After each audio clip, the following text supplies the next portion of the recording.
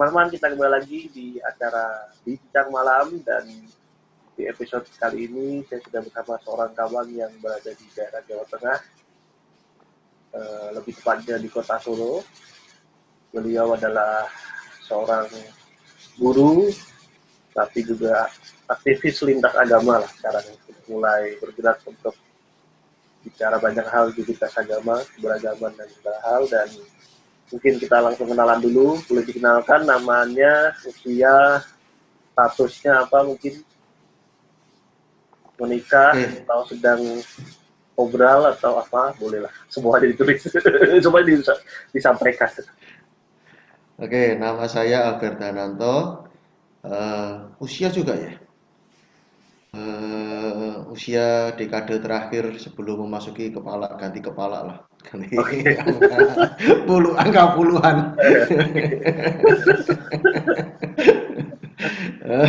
Status single available. Oke. Oke, apalagi? Ya, berarti buat penonton yang sedang mencari pasangan hidup, nah ini ada koko-koko yang statusnya single available nih. Ya. Oke, mungkin kita mulai dengan sehari-harinya sekarang, maksudnya sebelum pandemi lah, jangan bilang setelah pandemi, kan mungkin banyak yang berubah ya.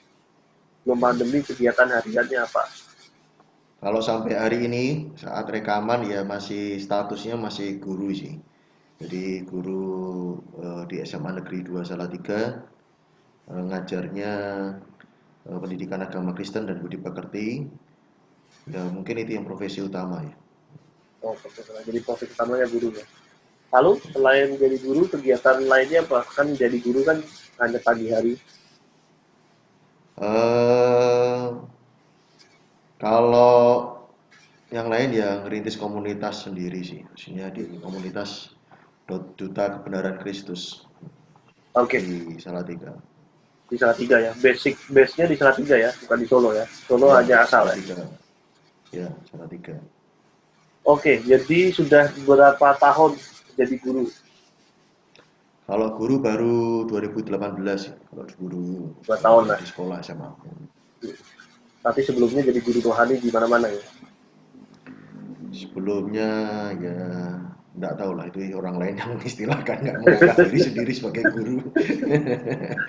Oke, iya, karena saya mengenal Albert ini, saya mengenal 2012 akhir, saya ingat. Jadi bisa dibilang udah 7,5 tahun kali ya kita berkenalan. 7,5 apa 8,5, matematika kita kurang bagus. Intinya kalau lebih segitu ya, jadi dia udah cukup lama kenal Albert.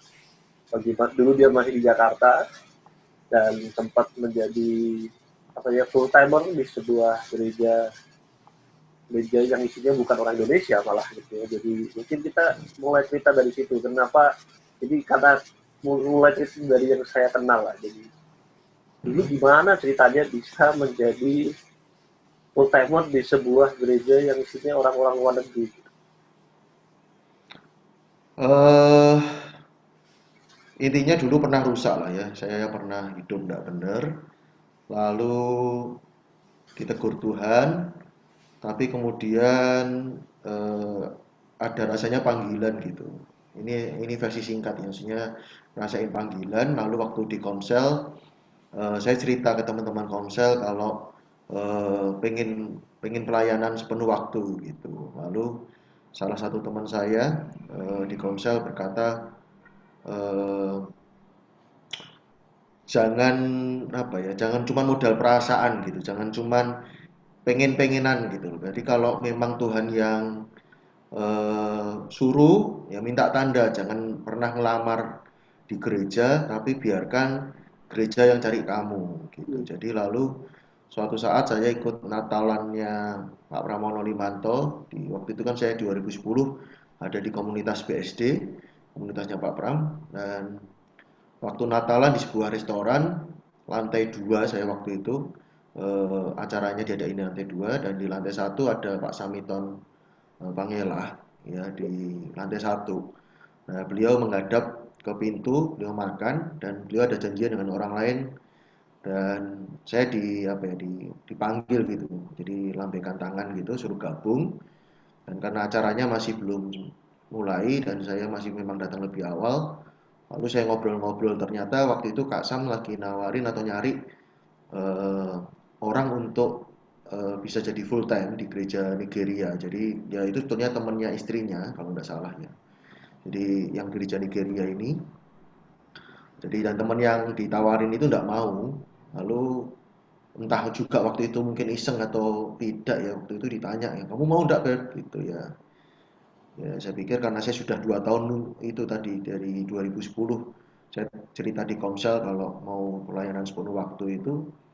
Jadi ya saya pikir saya juga bukan orang-orang yang ngeroh-ngeroh dalam arti suara Tuhan yang audible gitu ya. Jadi ya pikir ya sudahlah coba. Kalau memang Tuhan memang ini dari Tuhan ya entah gimana caranya gitu sih. Jadi ya itu ceritanya. Oke. Terus Ya, ya jadi melewati proses kemudian interview dan segala macam. oke. Ya, jadi setelah itu kan setelah dari yang pertama, kemudian kalau nggak salah beberapa kali kemudian juga full time di beberapa gereja ya. Entah jadi koordinator, entah jadi gembala youth atau segala macam gitu ya yang gua tahu gitu. Nah, lalu gimana ceritanya kemudian malah masuk ke dunia pendidikan kan, eh, ini dari dunia dari rohani gereja lalu kemudian langsung muter 180 derajat ke sekuler malah jadi guru, apa yang membawa ke sana?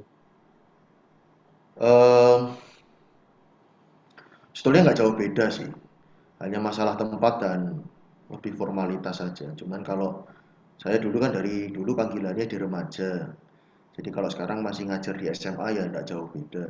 Hmm. Nah, kalau saya tertarik di pengajaran tapi lebih ke ya walaupun memang proses hidup ya, jadi nggak bisa tiba-tiba langsung tajam gitu, enggak. Saya merasa eh, dulu suka khotbah misalkan ngajar gitu ya lama gitu khotbah 1,5 jam itu saya rasa dan dulu ada pengkhotbah yang terkenal yang khotbahnya juga lama jadi saya punya pembenaran diri waktu itu jadi suka ngajar gitu tapi lama-lama dalam sekarang ini ngajar juga ini saya merasa bahwa panggilan saya itu apa ya menemani atau jadi teman seperjalanan lah jadi banyak orang kalau sukses itu teman gampang tapi kalau dalam merintis sesuatu lagi memulai sesuatu dan saya pernah ngerasain di situ jadi nggak banyak orang mau jadi teman gitu. Nah, saya rasa anak-anak remaja gitu tuh banyak yang masalahnya masalah apa ya kepercayaan diri, nggak didukung keluarga, konflik komunikasi dengan orang tua juga karena satu pengen cita-citanya ini. Dan itu kan sudah biasa ditemukan di pelayanan-pelayanan. Jadi di pelayanan istilahnya juga khotbah, ngajar dan saya juga waktu setelah lulus kuliah kan sempat diriin lembaga training. Lalu waktu waktu pelayanan pun sejak tahun 2013 mungkin ya. Saya sudah tidak terlalu pengen khotbah gitu. Saya maunya istilahnya tanda kutip ikat kontrak gitu. Kalau gereja-gereja yang keras, gereja yang percaya, saya lebih suka menemani di jadwal rutin, lebih suka melatih orang gitu. Jadi kalau teori apa ya berbicara itu mungkin bukan speaker ya, tapi lebih ke trainer.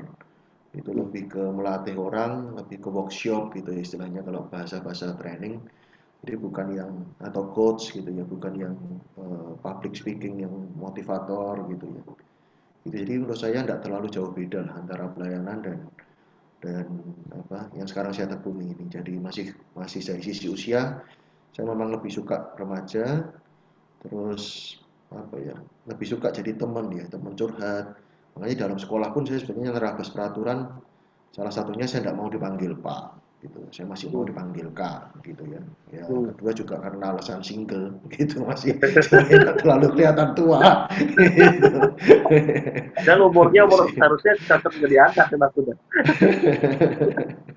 ya ada murid sih bantah ya nggak bisa toh Pak Bapak aja usianya sudah hampir sama dengan Bapak saya gitu Iya. sudah nggak jauh beda.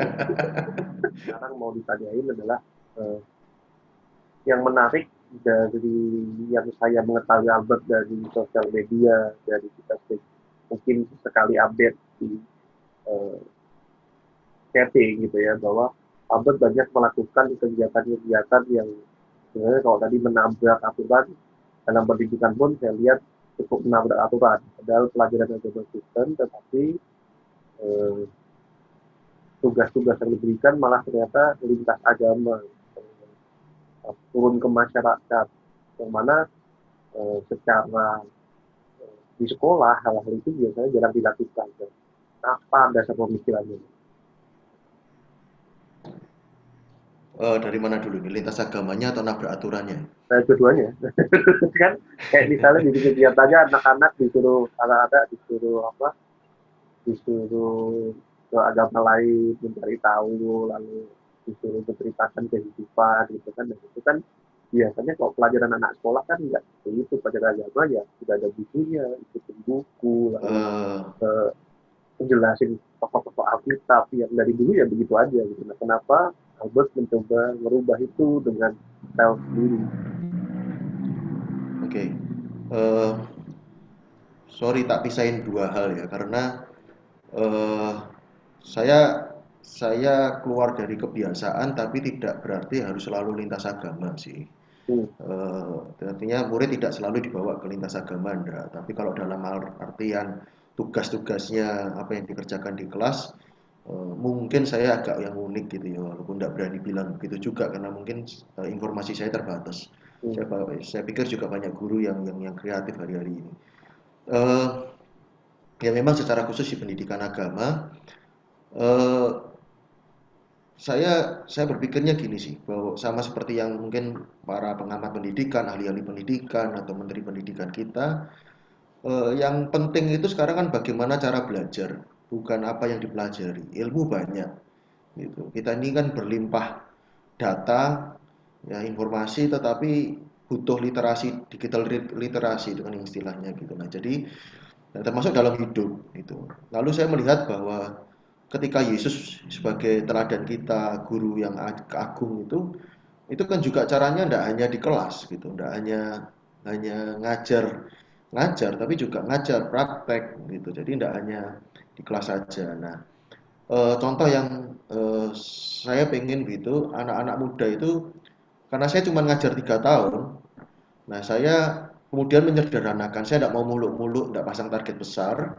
Saya hanya pasang target 3 aja, karakter kurikulum hidden kurikulum saya gitu ya. Jadi yang pertama itu care, peduli, yang kelas 11 atau kelas 2 SMA itu courage ya, jadi berani. Yang ketiga itu eh, kreatif, jadi 3C gitu, peduli, berani, kreatif. Nah, dasarnya peduli dulu, karena di situ dasarnya kasih. Pelajaran orang Kristen, apa istilahnya kita pengikut Kristus itu kasih. Kepedulian itu tidak boleh dingin duluan. Nah, kamu akan dikenali dengan cara kamu mengasihi orang lain. Nah, yang kedua, percuma kamu berani, percuma kamu itu eh, pinter, kamu baik, kamu punya potensi kalau tidak berani, gitu. Hmm. Berani mengungkapkan pendapat, berani berkarya, berani, ya harus berani, gitu. Yang ketiga, karena tidak semua orang, kebetulan saya ngajar di SMA negeri, yang saya tahu tidak semua orang langsung kuliah, jadi siapa tahu ada yang kerja. Nah, artinya hari-hari ini juga sama, kemampuan kita mengolah semua informasi itu. Buat apa kita sekolah 3 tahun kalau ternyata ilmu tidak bisa kita racik, tidak bisa kita tarik benang merahnya, kemudian jadi sebuah karya. Hmm. Jadi yang kelas 3 ujian prakteknya ya kamu harus bikin karya gitu. Saya sudah tidak mau kayak mimpin pujian, khotbah. Saya mau nilai apa? Kalau nilai nyanyi ya itu sudah ada di guru seni gitu. Kalau mau khotbah mereka tidak diajari hermeneutik, tidak diajari homiletik. Kita akan hanya jadi mencetak eh, apa orang-orang yang pinter ngomong gitu loh. Lalu kalau nyanyi kan saya nggak bisa nilai hatinya. Jadi buat apa gitu. Jadi Hmm. buat saya dan gereja terlalu banyak slogan, terlalu banyak apa ya moto atau apa ya judul-judul acara yang jadilah garam, jadilah terang. Tapi buat saya sudah waktunya lagi lah ngomongin khotbahin garam terang itu udah hafal, jadilah garam, jadi terang, jadi jawaban. Gitu. Jadi buat saya karya yang harus mereka kerjakan, saya latih dari kelas 10 ada proyek, itu adalah mereka harus jadi problem solving gitu, harus punya karya yang problem solving.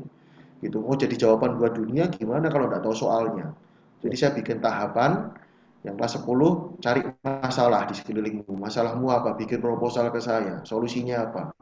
Yang kelas 11, nah itu solusinya dikerjakan rame-rame. Saya mau ngelatih yang berikutnya adalah kolaborasi Hmm. gitu. Karena kalau kelas 10 ya tugas kelompok, tapi kalau kelas 11 tugasnya satu angkatan. Hmm. Saya benturkan ke mereka, ngatur waktu rapatnya bisa nggak? Itu hal kecil sih, itu ngatur rapat, nanti siapa yang dominan, ya itu biarkan terjadi konflik-konflik di antara mereka. Hmm. Jadi siapa tahu mereka nggak mau kerja kelompok, mintanya kerja sendirian, ya saya biarkan. Atau mereka juga boleh nawar sama saya. Kalau tugas nggak mau ya boleh nawar sama saya. Gitu. Hmm.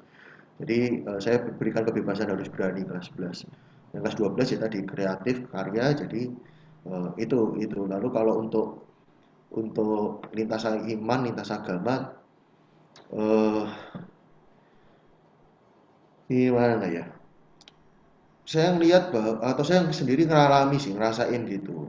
Sedih dengan guru yang S2 gitu ya. Tapi bukan hanya ngajarin soal radikal agama. Kalau radikalis agama buat saya masuk akal. Karena kita pelajari gitu loh. Yang kita bisa milih, saya bisa menerima radikalisme agama.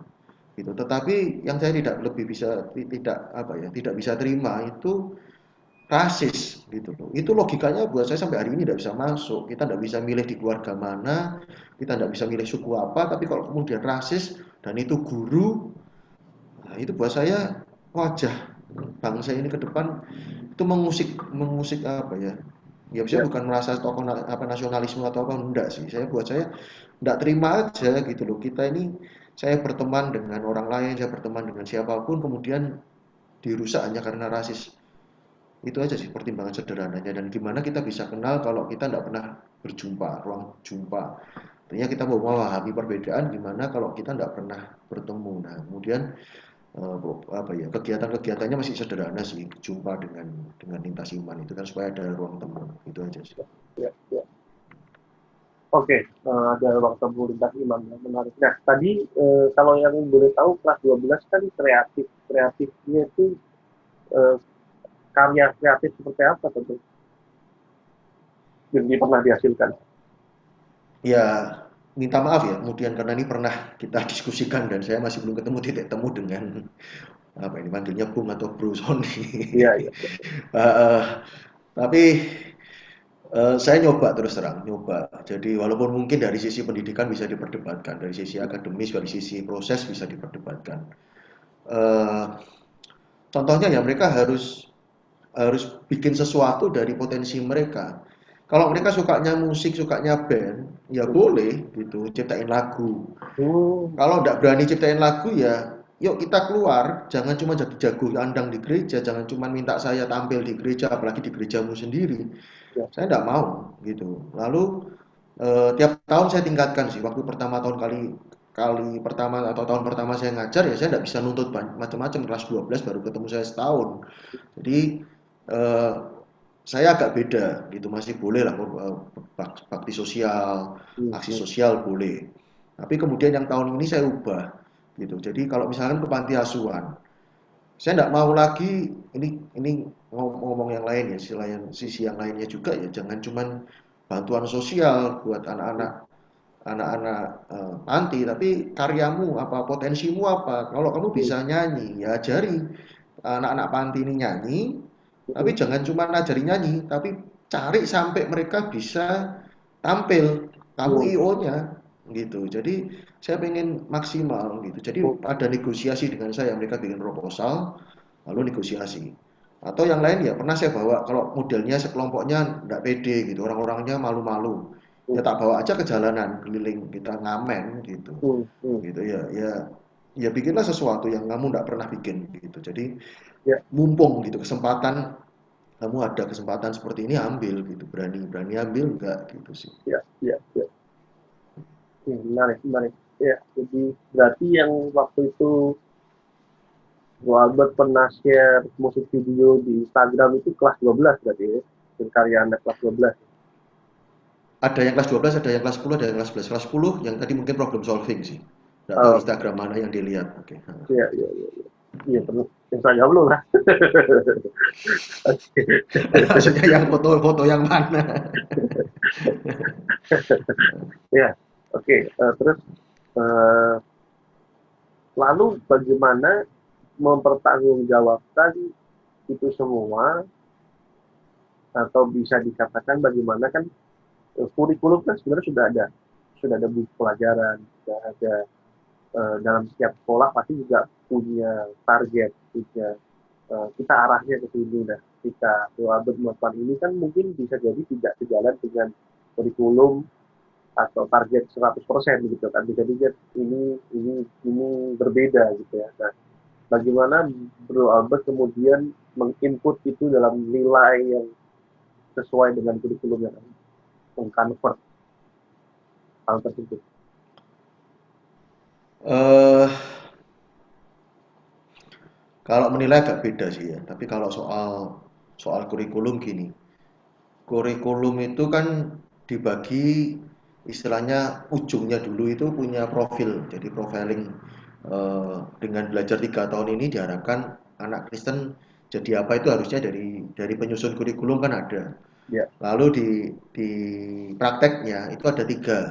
Kelas Hmm. 1 itu misalkan SMA kelas 10 itu bicara soal pribadi, kelas 11 bicara soal keluarga, kelas 12 bicara soal kebangsaan sebenarnya, HAM, demokrasi. Hmm.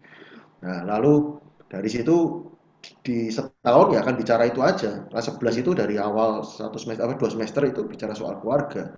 Hmm. Nah, yang buat saya heran itu ya maaf kata ya. Makanya kalau ini sekalian dilihat ya, insya Allah gitu semoga dilihat ya pemangku ini kebijakan gitu. Saya melihat bahwa terjadi pengulangan.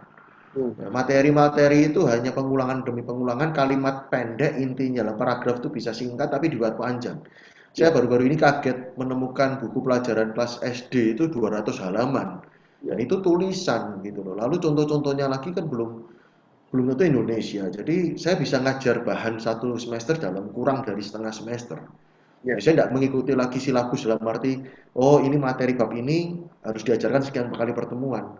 Ya Ya. terus terang saya lawan itu sih. Itu Ya. kenapa bisa dalam sekali pertemuan sehingga sisanya saya bisa selipkan materi-materi yang lain. Kalaupun memang harus disampaikan karena pelajaran itu topiknya menarik ya saya akan menambahkan contohnya remaja dan cita-citanya. Nah, itu saya akan Hmm. kupas sesuai dengan jam pertemuan. Tapi saya ada materi sendiri yang saya sisipkan sih. Gitu. Kalau penilaiannya, nah ini bicara soal penilaian agak berbeda juga karena ya maaf ini mungkin juga karena saya juga tidak ada beban habis ini. Jadi eh, jujur saya tidak pernah bikin eh, bukan tidak pernah bikin ujiannya tapi TTS TAS itu ya tengah semester mid semester atau ujian Hmm. akhir semester saya tidak ikut aturan Hmm. gitu. Jadi kalaupun dipaksa, saya dipaksa sih Hmm. bikin pilihan ganda. Hmm. Maka yang saya lakukan adalah seminggu sebelumnya saya kasih soalnya anak-anak. Saya suruh ngerjakan di depan saya, nanti di Hmm. akhir pertemuan saya kasih kunci jawaban. Buat saya tidak mendidik sama sekali pilihan ganda. Hmm. Hmm. Jadi saya kemudian bikin karena itu boleh sih ada pilihan gandanya. Kecuali yang baru-baru ini lebih jengkel lagi saya karena tidak boleh sama sekali ada uraian. Nah, kemudian Hmm. materi-materi yang mereka pernah praktek itu yang kemudian saya bikin refleksinya di soal uraian. Nah, itu penilaian saya begitu sih. Jadi masih bisa masuk di penilaian tanpa tanpa ini terpisah dengan kegiatan mereka, Ya. tapi itu jadi pertanyaan di ujian. Ya. Ya. Ya. Ya, menarik sebenarnya. Setuju sih. Yang ganda itu kadang-kadang tidak berisik, malah jadi seolah kayak kuis televisi. 50-50. Ada pilihan ini, mana jawabannya. Jadi orang bukan benar-benar mengerti tentang sesuatu, tapi menebak sesuatu gitu. Itu memang hal yang sebetulnya masih perlu banyak, dan mungkin akan panjang pembahasan dari itu kalau bicara dunia pendidikan.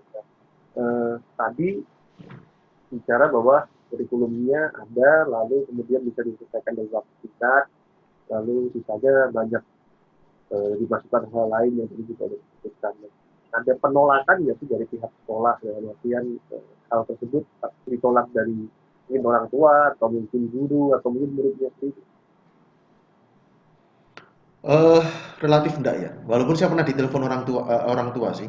Hmm. Pernah saya telepon orang tua karena model saya kan saya enggak beri instruksi. Jadi Hmm. itu kelas 12.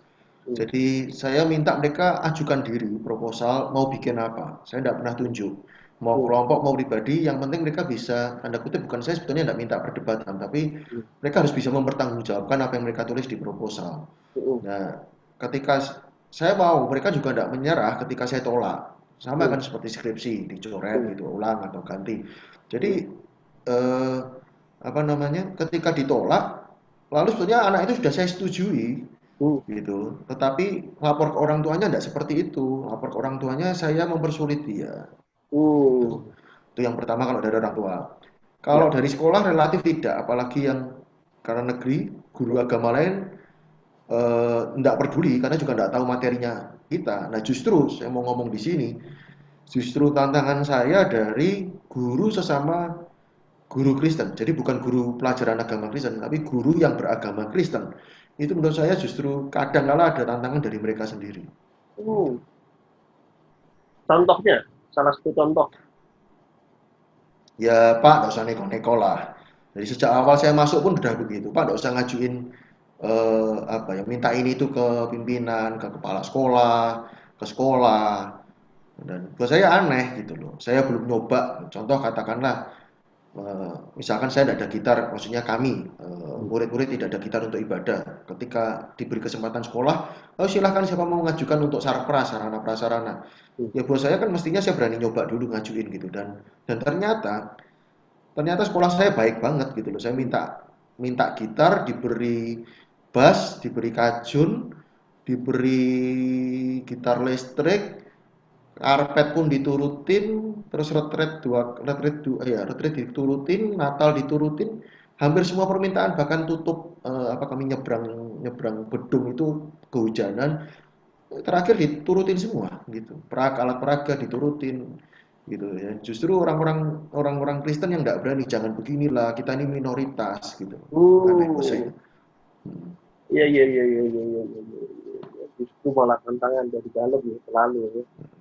Ya. Iya, iya, iya, iya, iya. Oke, oke, menarik. Nah, jadi mungkin bisa disimpulkan bahwa eh, apa yang dilakukan Abed ini memang bukan hal yang mudah, tetapi sebetulnya memang dalam masa seperti ini anak-anak itu betul-betul bukan hanya sekedar teori, ya, sekedar mengerti sebuah pelajaran, tapi bagaimana mengaplikasikannya ke masyarakat. Tadi kita bisa lihat juga memberitakan bagaimana anak-anak itu dilatih itu berani untuk berkarya dan menarik karena ketika anak itu lulus, anak-anak juga butuh seringkali butuh itu bukan hanya hanya bisa menghitung satu kali satu, satu kali 10 atau mungkin panjang juga meme-meme komedi yang seringkali belajar rumus fisika tapi setelah lulus tidak terpakai ya karena memang bukan bidangnya gitu ya dan menurut saya sih apa yang dilakukan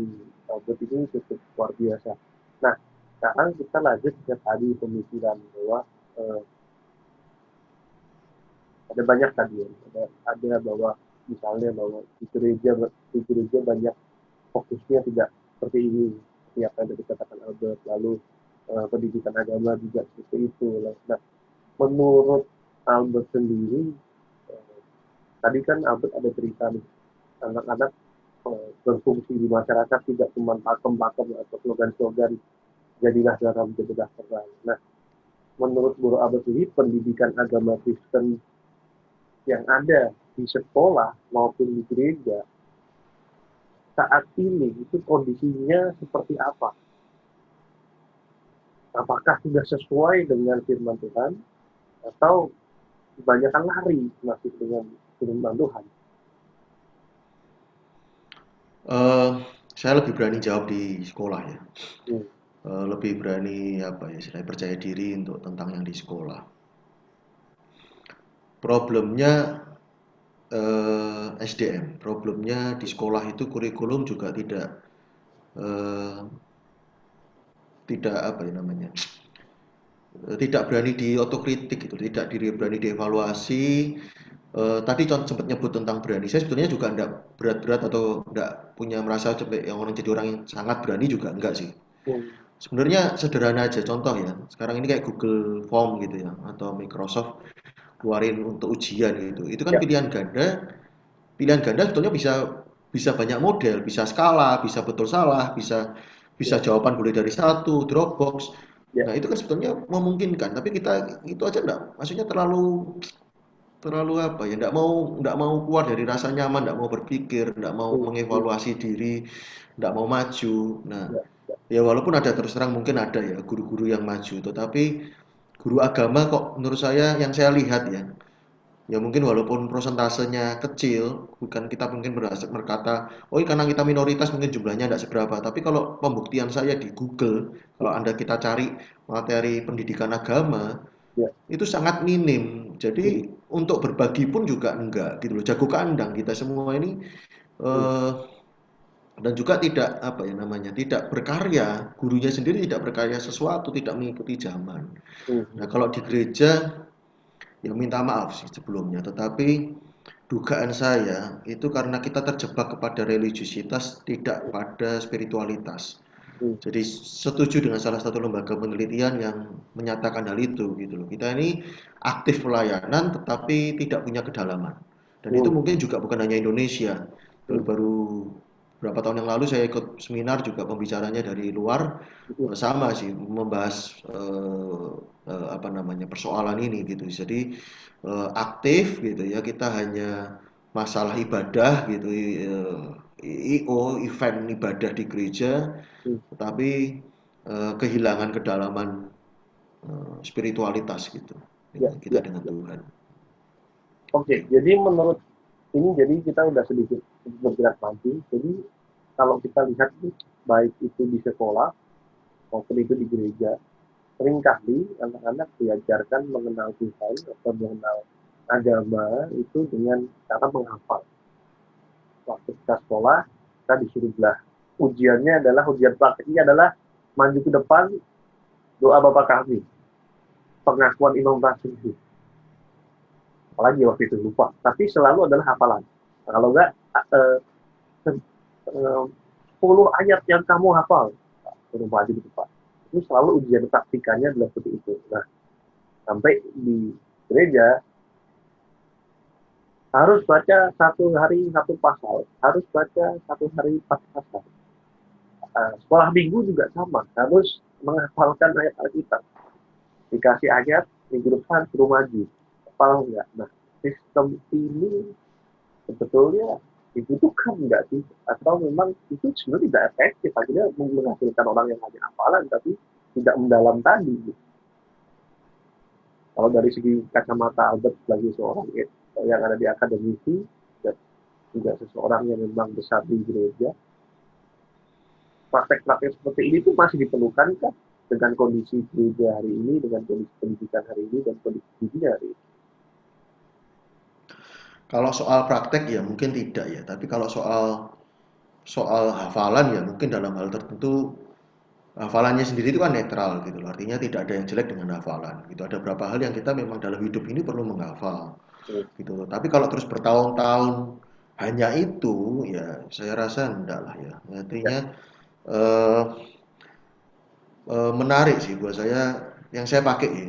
Yang saya pakai itu contoh sederhananya dari Alkitab. Itu kan sudah jelas ketika Yesus umur 12 tahun ketinggalan di bait Allah, itu kan Yesus di tengah-tengah alim ulama. Jadi ya, diskusi gitu. Yang makanya Ki Hajar Dewantara waktu saya kaget ketika menemukan foto taman siswa, bahwa konteks kindergarten, taman, dan mereka kemudian duduk bareng gitu, yang sekarang juga diadop oleh beberapa kelompok yang berasrama ya. dan di agama lain, itu melingkar gitu, Hmm, bukan hmm. bukan satu arah. Itu mungkin juga filosofi kurikulum 2013. Lalu Ya. di situ kan bertanya jawab dengan alim Diskusi. ulama, diskusi gitu, Ya, tanya jawab. Jadi ada kemampuan mendengar, ya. menjawab, memberi pertanyaan, lalu juga terinspirasi. Jadi harus ada muncul, kita belajar apa setiap hari, rahmatnya baru setiap hari, berarti kan juga belajar sesuatu yang baru. Nah, Ya, ya. pendidikan atau pembelajaran itu harus bisa menemukan itu, kita belajar apa sih hari itu.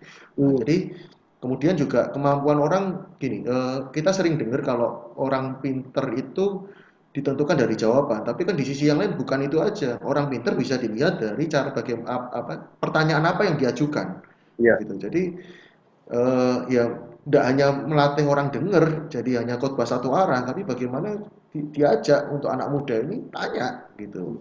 Kita yang jawab, gitu. Jadi bukan hanya pengkhotbah yang hanya menjelasin, Ya. ya tanpa pertanyaan, tapi juga harus melatih anak muda bertanya, gitu sih. Ya.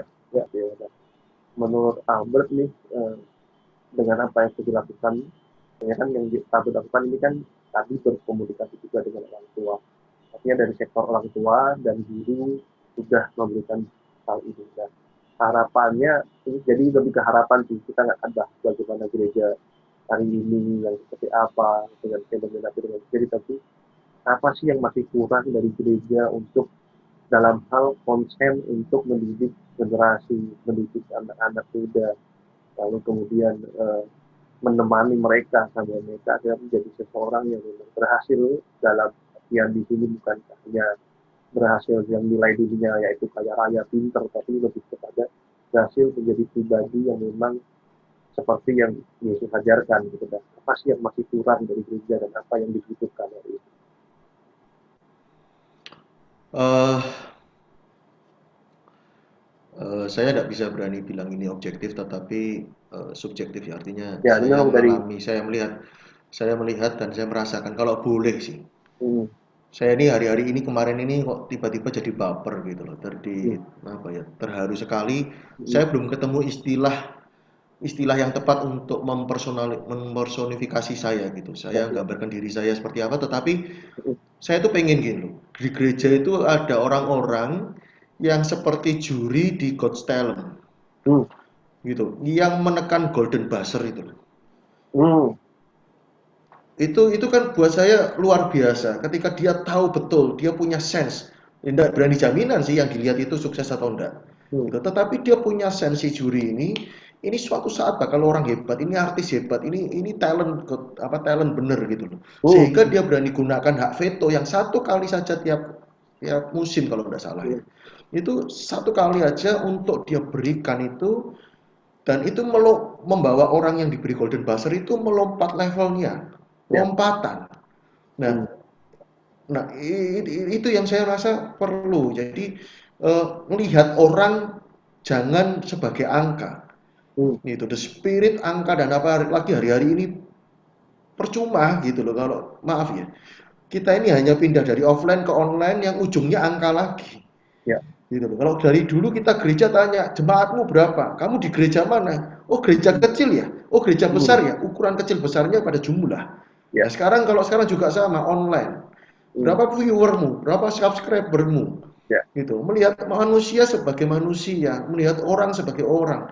Yang melihat Tuhan, bagaimana melihat orang itu sebagaimana Tuhan melihat mereka gitu. ya, Bahwa ya, dan saya sangat diberkati dengan ayat gitu loh, apa ketemu harta mutiara terpendam dan dia jual ladang. Ya hmm, ini mutiara ini bukan hanya soal bicara soal Tuhan, hmm, tapi ketika kita bisa enggak melihat ini kan bicara ladang tanah, ya manusia kan terbuat dari tanah. ya, Tiap orang punya potensi besar. Berani ya, enggak kita jual sesuatu untuk supaya orang lain eh, bisa terasah, orang lain hmm, potensinya keluar. ya, Nah, di gereja kan ya maaf kata kalau geologi, oceanografi apa itu istilahnya ilmu-ilmu yang ilmu bahasa apa Jawa itu mungkin kalau dikaji mungkin bahasa-bahasa Jawa ada ya kebaktian bahasa Jawa, tapi kalau apalagi ilmu-ilmu yang tidak terwadai gitu loh, masa orang-orang hmm, hebat S2 profesor doktor dan kemudian hanya di gereja sebagai singer, sebagai pemimpin pujian, ya, ya, ya, ya, sebagai sebagai asyir. Saya pikir sejahat itukah gitu loh, maksudnya banyak. hmm, Kita ini gereja itu organisasi yang kaya potensi, kaya ini, tapi akhirnya nggak terilis keluar gitu loh. ya, ya, Gitu. ya, ya, ya, ya. Mungkin closing terakhir, bro. Menurut bro sendiri ke depannya dengan semua kondisi yang terjadi sekarang, new normal, lalu di pendidikan juga sudah mulai new normal, di tingkat universitas bahkan ada namanya kampus merdeka, kita nggak membahas ke situ, tapi ada banyak perubahan dan sebagai seseorang Kristen dan seseorang murid Kristus yang bisa dibilang kita mungkin bisa dibilang kita banyak belajar dan bisa dibilang kita juga banyak tahu bagaimana kita akan ke depan ini tantangan apa yang akan kita hadapi dan bagaimana kita harus menempatkan diri itu sih. Hmm, pertanyaan sulit ya.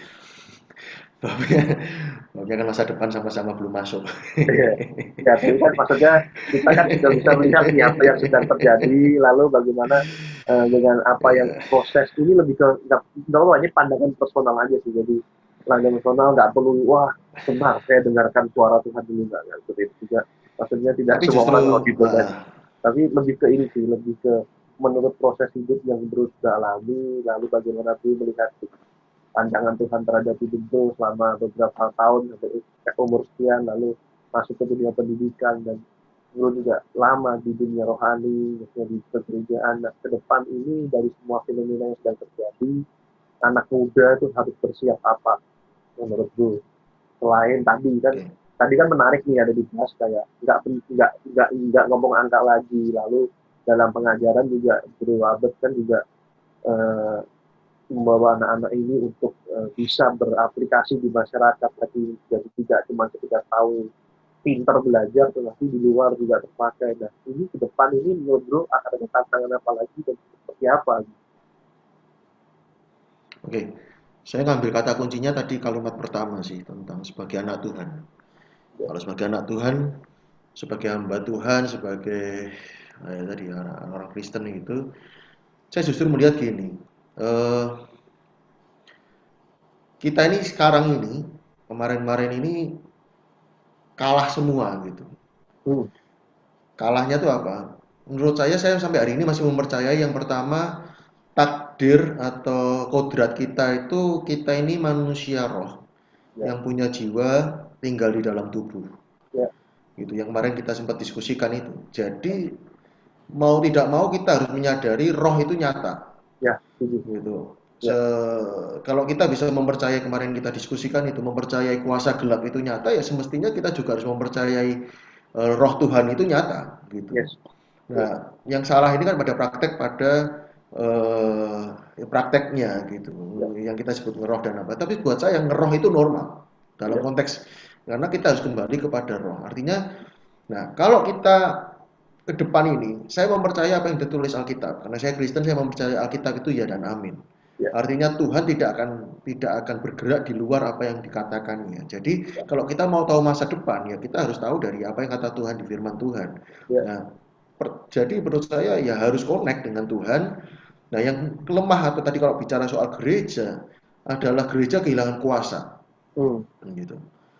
Ya, gereja kehilangan kuasa, makanya ndak heran kemarin ada rame di sosmed kan, mana gitu, hmm, hmm, gitu. Yang selama ini KKR kesembuhan mana gitu. Buat ya, saya tidak mau pada perdebatan yang di pihak siapa, tetapi itu ya, sebetulnya suara hmm, mempertanyakan kuasa, ya, kuasa kuasa Tuhan, kuasa gereja, ya, gitu. Jadi dan itu terjadi kalau kepala dan tubuh bersama-sama gitu. Nah, itu yang pertama itu sih. Kalau yang berikutnya kompetensi atau apa, mungkin dunia sudah banyak teorinya, tapi yang berikutnya soal belajar gitu. Soal belajar ya yang pasti banyak orang kan sudah ngutip itu, banyak orang ngutip kepada apa namanya? Yang pasti dalam hidup ini adalah perubahan itu sendiri kan gitu. Jadi ya kita harus siap dan tadi yang saya kutip dari ayat firman Tuhan setiap hari baru rahmatnya gitu. ya, ya, Jadi kalau Tuhan baru setiap hari, artinya harus ada hal-hal baru yang kita pelajari. Jangan pernah berhenti untuk belajar. ya, Tantangannya itu sih. Jadi eh, ya mungkin bahasa-bahasa gaul sekarang mewakili sih. hmm, Ya hmm, piknikmu kurang jauh lah, gitu ya, istilahnya gitu ya, kan. ya, ya, Harus setuju. harus buka wawasan, buka Ya, pemandangan. Yang berikutnya eh, ini sekalian karena tadi itu terakhir ya, karena buat saya bicara soal tadi mentor dan segala macam bicara soal saya punya istilah lingkaran sehat hmm, gitu. Jadi mesti punya mentor atau saya sebutnya board of director. hmm, Jadi kalau kamu mentor boleh lebih dari satu untuk ya, ngasah lalu orang tua rohani atau orang tua itu semua ada di board of director. Lalu punya rekan ya, satu yang sejenis, yang satu lawan jenis bukan soal kelamin, tapi hmm, yang satu itu yang sehobi, hmm, seagama, hmm, apa namanya yang sama, yang satunya yang beda. Jadi lovers dan haters bahasa gaulnya sekarang. ya, Ya kita harus hidup ini bisa timbang. bisa merangkul yang haters gitu, mengelola mengelola orang yang berbeda dengan kita. Ya, Lalu ya, yang terakhir mesti memuridkan. Nah, jadi kemudian hidup ini terbatas. Perkara saya ditanya tuh, tentang macam-macam soal masa depan, soal masa sulit, kiamat dan segala macam. Buat saya lepas dari soal itu chip, apakah ini nanti arahnya ini konspirasi, one world order, apa new world order, saya tidak mau peduli itu karena kita mau ngadepi yang sama. Kita mau nanti ngadepi atau sekarang mau mati, hidup ini terbatas. Ya. Berarti berikutnya kan harus berbicara soal kekekalan. Hmm. Itu apa yang mesti kita kerjakan jauh melampaui masa hidup kita. Ya. Itu bisa dengan karya, yang kedua dengan apa? Membangkitkan orang lain. Atau dalam arti bukan berdoa orang mati, tetapi bagaimana kita memuridkan, bagaimana kita Ya. melahirkan. Kalau mencetak atau melahirkan apa istilahnya? Menolong orang lain jadi pemimpin lah. Ya. Itulah investasi kita. Itu sih. Ya. Ya. Ya. Ya. Ya. Mungkin gini, sorry. Saya mengutip satu hamba Tuhan besar di Jakarta, ya, jangan memanfaatkan pelayanan, jangan memanfaatkan orang untuk membangun pelayanan. Hmm. Hmm. Tapi pakailah semua resources kita ini untuk membangun orang. Ya. Ya. Setuju. Setuju. Ya. Ya. Ya. Ya. Oke, terima kasih Bro Albert untuk sharing-sharingnya pada bincang malam ini, dan buat teman-teman yang tertarik untuk lebih tahu Albert seperti apa, nanti ada Instagramnya yang saya tampilkan, dan teman-teman bisa melihat aktivitas beliau yang cukup luar biasa di dunia pendidikan yang dia perjuangkan hari ini. Dan buat teman-teman yang suka dengan acara ini, boleh di like, boleh di subscribe, di share ke teman-temannya supaya kita dapat terus membuat acara ini berjalan. Dan terima kasih Bert. Ya, thank you. Dikasih Oke, kesempatan thank juga. Thank you. you Ya, banyak. terima Boleh kasih. berbagi. Dan semoga sehat selalu dan keluarga di sana. Salam Ya, buat orang tua. Tetap oke. jaga Sehat-sehat diri, juga. pakai masker, stay home. Ya. Bye.